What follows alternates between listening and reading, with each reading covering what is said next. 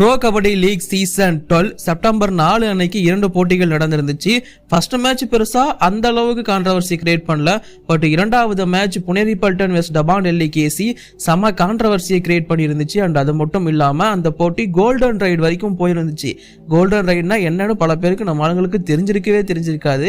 But அதை எல்லாத்தையும் பத்தி பேசுறதுக்காக தான் இந்த வீடியோவா இருக்க போகுது. ஸோ மிஸ் பண்ணிடாதீங்க. இப்போ வாங்க வீடியோக்குள்ள போகலாம்.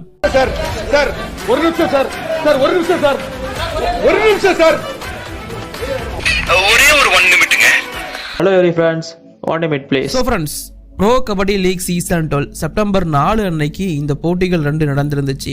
First match between Jaipur Pink Panthers வெஸ்ட் தெலுங்கு டைட்டன்ஸ், இரண்டாவது மேட்ச் பிட்வீன் புனேரி பல்டன் வெஸ்ட் தபான் டெல்லி கேசி. ஸோ இந்த போட்டிகளை பொறுத்த வரைக்கும் ரெண்டுமே ரொம்ப இன்ட்ரெஸ்டிங்காக இருந்துச்சு தான் சொல்லணும்.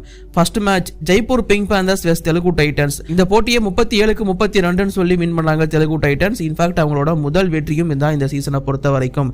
அவங்களோட ஹோம்ல ஒரு வெற்றியே இல்லாம சுத்திட்டு இருந்தாங்க. பட் இது அவங்களுக்கு கொஞ்சம் மாறுதலா இருக்கும். ஸ்டார்டிங் 7 பர்ஃபார்மன்ஸ் பார்க்கும்போது ஜெய்ப்பூர் பிங்க் பேந்தர் சார்பா நிதின்குமார் 13 புள்ளிகள், ஆஷிஷ் குமார் எந்த புள்ளிகளும் எடுக்கல, ரேசா மிர்பகரி 3, சாகில் சத்பல் 3, அலி 4 புள்ளிகள், ரோனக் சிங் எந்த புள்ளிகளும் எடுக்கல, நிதின் ராவல் 3, சப்ஸ்டியூட்டை பொறுத்த வரைக்கும் மீட்டு 1, தீபன் சுகாட்ரி 2. அண்ட் அப்படியே தெலுங்கு டைட்டன்ஸ் பக்கம் வந்தோம் அப்படின்னா சேட்டன் சாகு 5 புள்ளிகள், அவிதுகான் 2, அஜித் பவார் 5, விஜய் மாலிக் 8, பரத் 8, சுபம் 2, அன்கீத் 2. சப்ஸ்டியூட்ல யாருமே பாயிண்ட்ஸ் எடுக்கல. அண்ட் இந்த போட்டியை பொறுத்த வரைக்கும் ஆரம்பத்திலிருந்து தெலுங்கு டைட்டன்ஸோட கை ரொம்ப பெருசா ஓங்கி இருந்துச்சு. இன்ஃபேக்ட் ஃபர்ஸ்ட் ஆஃப் முடியும் போது 16-9 சொல்லிட்டு 7 புள்ளிகள் டிஃபரன்ஸ்ல லீட்ல இருந்தாங்க தெலுங்கு டைட்டன்ஸ்.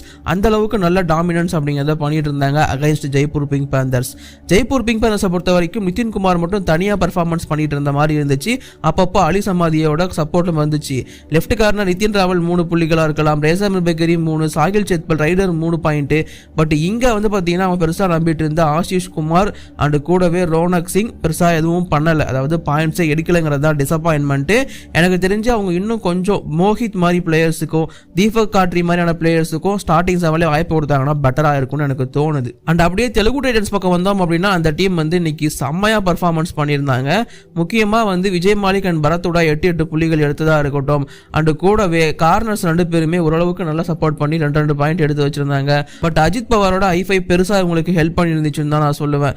அஜித் பவார் வேற லெவல்ல பண்ணியிருந்தாரு. அவரோட i5 வந்து ஒரு பெரிய டர்னிங் பாயிண்டா இருந்திருந்துச்சு. விஜய் மாலிக்கோட சூப்பர் ரைட் கடைசி கட்டத்தில் இந்த மாதிரி வந்து பல மொமெண்ட்ஸ் வந்து இந்த டீம் ஜெயிக்கிறதுக்கு ரொம்ப காரணமா இருந்துச்சுன்னு தாராளமா சொல்லலாம்.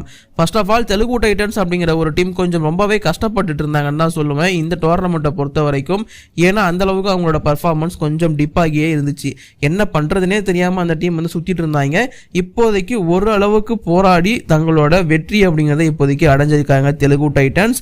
ஸோ 3 போட்டிகளில் ஒரு தெலுங்கு டைட்டன்ஸ் இந்த ஹோம் அட்வான்டேஜை யூஸ் பண்ணிப்பான்னு எதிர்பார்த்த சமயத்துல தான் இந்த மாதிரி அவங்களுக்கு போயிட்டு இருக்கு. பட் அந்த வின் அப்படிங்கிறது நல்லா இருந்துச்சு. ஸோ இப்போதைக்கு இரண்டாவது போட்டிக்குள்ள வருவோம். இரண்டாவது போட்டி புனேரி பல்டன் வெஸ்ட் தபான் டெல்லி கேசி. இந்த போட்டியை 28-28 சொல்லிட்டு டையா இருந்துச்சு கடைசி கட்டத்தில். அவங்க டை பண்ணதே ஒரு பெரிய கான்ட்ரவர்சி அப்படின்னு தான் சொல்லணும். பட் இருந்தாலும் ஃபர்ஸ்ட் வந்து டீமோட பர்ஃபார்மன்ஸை சொல்லிடுறேன். புனேரி பல்டன் சார்பா ஸ்டார்டிங் 7 பர்ஃபார்மன்ஸ் பங்கஜ் மோகிதே 2 புள்ளிகள், அபினேஷ் நடராஜன் 1, குர்தீப் 3, அஸ்லாம் இனாம்தார் 6, ஆதித்யா சிண்டே 7, கௌரவ காட்ரி 5, விஷால் பரத்வாஜ் 1. சப்ஸ்டியூட்ல யாருமே பாயிண்ட்ஸ் எடுக்கல. டெல்லியை பொறுத்த வரைக்கும் ஆஷு மாலிக் 10, சுர்ஜித் சிங் அந்த புள்ளிகளும் எடுக்கல, சந்தீப் 1, நவீன் 0, நீரஜ் நர்வால் 3, சௌரப் நண்டால் 3, ஃபசல் அட்ராச்சலி 5, அதாவது i5. சப்ஸ்டியூட்டை பொறுத்த வரைக்கும் அனுராக் குமார் 2. அண்ட் இந்த போட்டியிலிருந்து அதாவது ஆரம்பத்திலிருந்து கொஞ்சம் அப்படி இப்படி அப்படிங்கிற மாதிரி தான் போச்சு. அதாவது லபான் டெல்லி கேசி பக்கம் டாமினன்ஸ் இருந்துச்சு. 18 புள்ளிகள் 15 அப்படிங்கிற மாதிரி தான் ஃபர்ஸ்ட் ஹாஃபே முடிச்சிருந்தாங்க. செகண்ட் ஹாஃப் ஆரம்பிச்சது முக்கியமா செகண்ட் ஹாஃப்ல புனேரி பல்டன் நல்ல கம்பேக் கொடுத்திருந்தாங்க. நல்ல ஸ்ட்ராட்டஜி தான் யூஸ் பண்ணி பயங்கரமா உள்ள வந்திருந்தாங்க அப்படின்னு தான் நான் சொல்லுவேன். ஸோ இந்த போட்டியை பொறுத்த வரைக்கும் ஒரு ஸ்லோ கேமா தான் இருக்க போகுது அப்படிங்கிறது முன்னாடியே ஃபிக்ஸ் ஆயிடுச்சு. ஸோ இவங்க ஸ்லோ கேமா தான் அதாவது லோ ஸ்கோரிங் கேமா தான் முடிக்க போறாங்க அப்படிங்கிறது முன்னாடியே கன்ஃபார்ம் ஆயிடுச்சு. அவங்க பண்ற பர்ஃபார்மன்ஸும் அப்படிதான் இருந்துச்சு. மேக்ஸிமம் டிஃபென்ஸ் பர்ஃபார்மன்ஸ் பண்ற மாதிரி இருந்துச்சு. பெருசா ரைடர்ஸ் எதுவும் சான்சஸ் எடுக்கல. அந்த மாதிரி தான் ரொம்ப ஸ்லோவா போயிட்டு இருந்துச்சு. மேக்ஸிமம் டூ ஆர் டை ரைடுக்கு ஆடுற மாதிரி தான் இருந்துச்சு. அப்பவே நான் முடிவு பண்ணிட்டு இவங்க 30 பாயிண்டை கூட தாண்ட போறது இல்லைன்னு சொல்லிட்டு அதான் நடந்துருந்துச்சு. பட் புனேரி பல்டன் வெஸ்ட் தபான் டெல்லி கேசி வந்து பாத்தீங்கன்னா 2 பக்கமே PKL பிளே பண்ண பிளேயர்ஸ் கோச்சா இருக்காங்க. அண்ட் 2 டீம்லயுமே நல்ல எக்ஸ்பீரியன்ஸ் கொண்ட பிளேயர்ஸ் இருக்காங்க. ஸோ அதனால இது வந்து பாத்தீங்கன்னா பயங்கர டாக்டிக்ஸா போக போதும் நான் நினைச்சா அதே மாதிரி தான் போயிருந்துச்சு. போட்டி முடிகிறப்போ 28 28க்கு 28 அப்படிங்கிற மாதிரி முடிச்சு அதுக்கப்புறமா வந்து இவங்க டை பிரேக்கர் அப்படிங்கிறத ஆடினாங்க. பட் டை பிரேக்கர் மேட்சை விட ரொம்பவே பர்ஃபெக்டா ஆடி இருந்தாங்க. அதாவது நீ போனியா ஒரு பாயிண்ட், நீ போனியா ஒரு பாயிண்ட்னு சொல்லிட்டு 5 ரைடருக்கு 5 பாயிண்ட் இந்த பக்கம், 5 ரைடருக்கு 5 பாயிண்ட் இந்த பக்கம்னு சொல்லிட்டு 5-5 அப்படிங்கிற மாதிரி டை பிரேக்கரையும் முடிச்சாங்க. ஸோ டை பிரேக்கர் முடிச்சா அதுக்கப்புறமா கோல்டன் ரைட் அப்படிங்கிற ஒரு ரூல்ஸ் இருக்கு. ஒரே ஒரு ரைடு தான் வருவாங்க, அந்த ரைட்ல பாயிண்ட் எடுத்தா வின்னு, எடுக்கலன்னா இவங்க வின் அப்படிங்கிற மாதிரி. ஸோ அந்த கோல்டன் ரைட்ல வந்து ஆஷும் மாலிக் வந்து ஒரு போனஸை போட்டு அது மட்டும் இல்லாம கௌரவ் காட்ரி அவுட் பண்ணிட்டு போய் போனஸ் +1 கோல்டன் ரைட்ல 2 பாயிண்ட் எடுத்து டமான் டெல்லி கேசி இந்த பாயிண்டை ஜெயிக்கிறாங்க. இன்ஃபேக்ட் இந்த போட்டியை பொறுத்த வரைக்கும் புனேரி பல்டனுக்கு முதல் தோல்வி. அதாவது தொடர்ந்து 3 போட்டிகள் ஜெயிச்சு டேபிள்ல டாப்ல இருந்த டீம் 4வது போட்டியை தோத்துருக்காங்க. டெல்லி கண்டினியூஸா வின் பண்ணிட்டு இருக்காங்க, நல்லா இருக்கு. அது மட்டும் இல்லாம ஃபசல் அட்ராச்சலி ஒரு i5 எடுத்து வின்னுக்கு ஒரு பெரிய காரணமா இருந்திருப்பார் இல்லையா. ஸோ ஃபசல் அட்ராச்சலிக்கு இந்த சீசன் இதான் ஃபர்ஸ்ட் i5. அது மட்டும் இல்லாம PKL வரலாற்றில் 550 டேக்கிள் பாயிண்ட்ஸ் அப்படிங்கிற அந்த அச்சீவ்மெண்ட் அடைஞ்சிருக்காரு. இவர் தான் ஃபர்ஸ்ட் அண்ட் ஒன்லி ஒன் அப்படிங்கிறதையும் ஞாபகம் வச்சுக்கோங்க. சுல்தான் ஃபசல் அட்ராச்சலி என்னதான் வயசானாலும் எவ்வளோ பெரிய ஜென்ரேஷன் சேஞ்ச் வந்தாலுமே தலைவன் கெத்தா நான் தாண்டா ஃபர்ஸ்ட் அப்படிங்கிற மாதிரி நிற்கிறாரு. இப்போ நம்ம கான்ட்ரவர்சிக்குள்ள வருவோமா? ஃபர்ஸ்ட் கான்ட்ரவர்சி எல்லாருக்கும் தெரிஞ்ச கான்ட்ரவர்சி சச்சின் தன்வர். ஆனால் சச்சின் தன்வர் இப்படி பல்பு வாங்குவார்னு சச்சின் தன்வரை நினச்சிருக்க மாட்டார் தான் நினைக்கிறேன். ஏன்னா போட்டி வந்து 28க்கு 27 இருக்கு. கடைசி ரைட் புனேரி பல்டனுக்கு. புனேரி பல்டனோட சச்சின் தன்வர் வந்து பார்த்தீங்கன்னா அங்கே போயிட்டு ஜஸ்ட் பல்க் லைனை மட்டும் கிராஸ் பண்ணிட்டு வந்தால் மட்டும் போதும் இந்த டீம் புனேரி பல்டன் ஜெயிச்சிருவாங்க அப்படிங்கிற சூழ்நிலை. இவரும் ரைடு போறாரு, பட் அங்கே ஐலைன் டிஃபென்ஸ் ஆடுறாங்க டமான் டெல்லி கேசி. ஏன்னா இவர் பல்க் லைனை கிராஸ் பண்ணக்கூடாது அப்படிங்கிறதுக்காக இவரும் கிராஸ் பண்ணிட்டு தான் நினைக்கிறாரு. பட் கடைசி வரைக்கும் கிராஸ் பண்ணலைங்கிறது தான் அம்பையர் சொன்னது. எஸ், ரெஃப்ரீஸ் முடிவுப்படி வந்து சச்சின் வந்து பல்க் லைனை கிராஸ் பண்ணாததுனால அவர் அவுட் ஆகி அந்த பாயிண்ட் டெல்லிக்கு போது 28க்கு 28 போட்டி டை ஆகுது. இல்லாட்டி அங்கேயே புனேரி பல்டன் ஜெயிச்சு பாயிண்ட் 2 தூக்கிட்டே போயிருப்பாங்க. பட் சச்சின் பண்ண ஒரு சின்ன மிஸ்டேக் இங்க வந்து மேட்ச் திருப்பி போட்டுருச்சு. சச்சின் இந்த மாதிரிலாம் வேலை பார்த்துட்டு இருந்தாருன்னா ஸ்டார்டிங் செவன்ல வச்சிருக்காங்க, தூக்கி அப்புறம் ஓரமும் ஒதுக்கி வச்சிருவாங்க தான் நான் நினைக்கிறேன். பட் எனக்கு இங்க என்னமோ சச்சின் வந்து கான்சியஸா அதை பண்ண மாதிரி எனக்கு தெரியல. அவர் போட்டுட்டா நினைச்சுதான் அது வந்து இருந்திருக்காரு. பட் அது இன்னும் கொஞ்சம் கேர்ஃபுல்லா இருந்திருக்கணுங்கிறது என்னோட ஒப்பீனியன் தான். பட் இதுக்கு நம்ம சச்சினை மட்டும் பிளேம் பண்ண முடியாது. ஸோ அங்கே வந்து ஹை ப்ரெஷர் கேம் என்ன வேணா நடந்திருக்கலாம், பாவம் அந்த மனுஷன். பட் இப்போதைக்கு அவரை தான் போட்டு செஞ்சுட்டு இருக்காங்க புனேரி பல்டன் ஃபேன்ஸ். இதை பற்றி உங்கள் ஒப்பீனியன் மறக்காம கீழே கமெண்ட் பண்ணுங்க. இது இல்லாமல் வந்து பார்த்தீங்கன்னா போட்டியோட ஃபர்ஸ்ட் ஆஃப் முடிகிற சமயத்தில் வந்து ஒரு கான்ட்ரவர்சி கிரியேட் ஆச்சு. பங்கஜ் முகிதே போட்ட போனஸை வந்து கொடுக்கவே இல்லை. ஸோ இதை வந்து பார்த்தீங்கன்னா மெயின் ரெஃப்ரிக்கிட்டே போயிட்டு முறையிட்டாங்க புனேரி பல்டனோட கேப்டன் அண்ட் கோச் எல்லாருமே. ஸோ இது ஒரு கான்ட்ரவர்சியாக மாறி இருந்துச்சு. எனக்கு என்னமோ அது போனஸ் மாதிரி தான் தெரிஞ்சுது. பட் நிறைய பேருக்கு வந்து அது போனஸ் இல்லை அப்படிங்கிற மாதிரி தான் ஃபீல் ஆயிருக்கு. ஸோ அதை போயிட்டு ரெஃப்ரி கிட்ட கேட்டு அது ஒரு பெரிய பஞ்சாயத்து ஆகிட்டு இருந்துச்சு. ஏன்னா அப்போ ரெஃப்ரீஸ் வந்து அந்த போனஸை கொடுக்கவே இல்லை. ஸோ அது ஒரு பெரிய கான்ட்ரவர்சியாக போயிட்டு இருந்துச்சு.